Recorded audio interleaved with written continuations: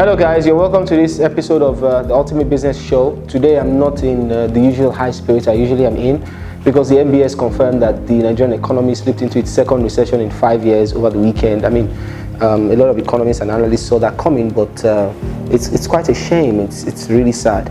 So today, because I've gotten a series of emails from people trying to get better understanding of what the economic recession means for them, and they need some clarity. So that's basically what I'll be addressing today. First question I've gotten quite often is the question around what does an economic recession mean for me? Economic recessions are characterized by falling average incomes, high unemployment rate, slow job creation, increased government borrowing, and then just a general slowdown in economic activity. So if you're sitting and wondering how this economic recession might affect you, truth is, first is your job. That's if you have a job. You could lose your job. I mean, it's typical. Jobs are lost during recessionary periods. And I'll explain why. Because when you have a recession, it means that people are not consuming as much as they used to. So economic activity is not expanding per se. So let's say to produce 10 items, you require 10 people. So if the company is now going to be producing 2 items, they probably require 2 people, which means that 8 people would have lost their jobs. So that's typically what happens during a recession. I mean, Nigeria's recession is particularly painful because it's coming at a time where food prices are rising.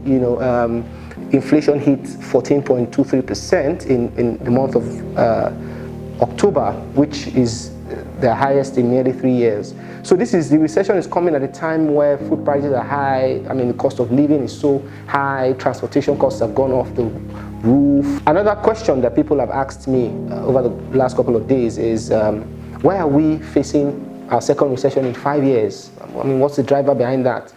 Truth is, depending on who you speak to, I mean, the numbers might confirm that we exited the 2016 recession in 2017, but the truth is the economy has never really recovered since the recession of 2016. So why we're seeing a second recession in 2020 now is largely due to the pandemic, even though that we've had some economic challenges that have just been around, and the COVID-19 situation simply just made what has already been a bad situation worse.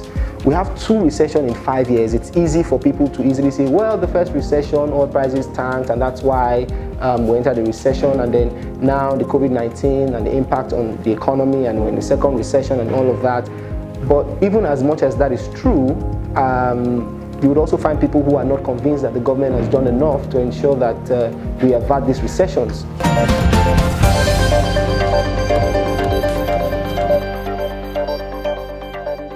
I mean, the question is the government spending the money the right way? No, that's why it's difficult to see the impact of the borrowing, because when you have a budget, that's an annual budget that allocates 70% of your revenues to recurrent expenditure, which is like payment of salaries and all that, and then another big chunk to debt servicing, which is basically servicing your creditors. I mean, then it tells you you're not going to get much result out of that in terms of stimulating economic growth with your borrowing. But if we did the things that a typical developing economy would do to get growth, which is you borrow money and you invest in capital projects, you invest in infrastructure, you invest in the ports, you invest in roads, in power, that kind of investments, then of course it will translate to economic growth. But because 70%, like I said, of the federal budget is going to recurrent expenditure and non-debt recurrent expenditure, I mean, it makes it a tough one, really. So it's no surprises there. When you borrow and you're not spending on productive things, then of course you're just digging a hole for yourself. So that's why the huge amount of borrowing hasn't reflected in economic growth. It's important for me to note that our business day, we're going to be committing a lot of our resources towards really reporting and capturing the impact of the recession. We're not only going to focus on the negative stories, the stories of companies that are laying off staff, or people losing their jobs.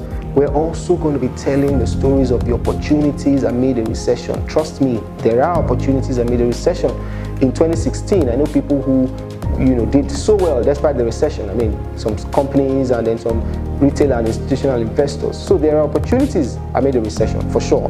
So what business they will be doing over the next couple of weeks would be really highlighting what those opportunities are, while telling the broader stories of the impact the recession is having on people and their businesses. So I would encourage you all to please follow Business Day because you're going to be getting some unique insights into this recession that can really help you and help your business, to stay relevant amid these trying times. Thank you, and see you next time.